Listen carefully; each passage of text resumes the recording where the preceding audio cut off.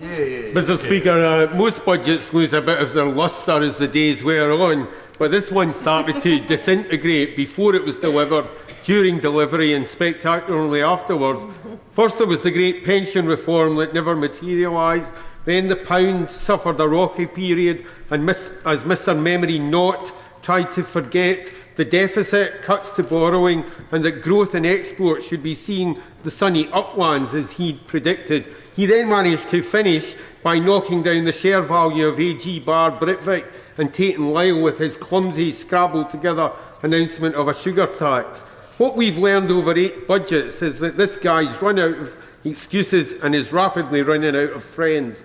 He's now correcting previous budget errors, his errors. So we see a cut in capital gains tax, which he increased in 2010, an increase in insurance premiums to pay for his cuts to flood defences, cuts in North Sea taxes from the man who ignored advice and increased them in 2011, and a promised cut to small businesses, except local authorities were promised those rates only 4 months ago. That's another £1.7 billion unaccounted for. They say local authorities will be compensated.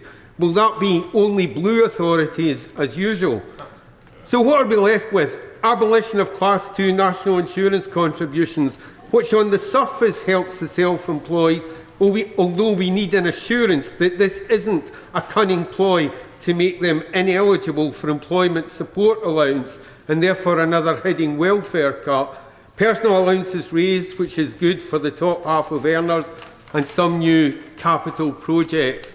He's cutting corporation tax, which helps the service sector, but no sign yet of rebalancing the economy he's promised, and nothing for manufacturing in the way of capital allowances. And of course, 9% of the catapult innovation resources go to the Midlands, 46% go to London. And not a hint of support for the WASPy Women's Campaign. No, what we've seen is a legacy of 14% council tax increases, an average of £162 for Birmingham households to pay for his cuts to police and social care. That's his plan for Birmingham. And in the fallout from the attacks on the disabled, we're told that there are no new plans to attack the disabled.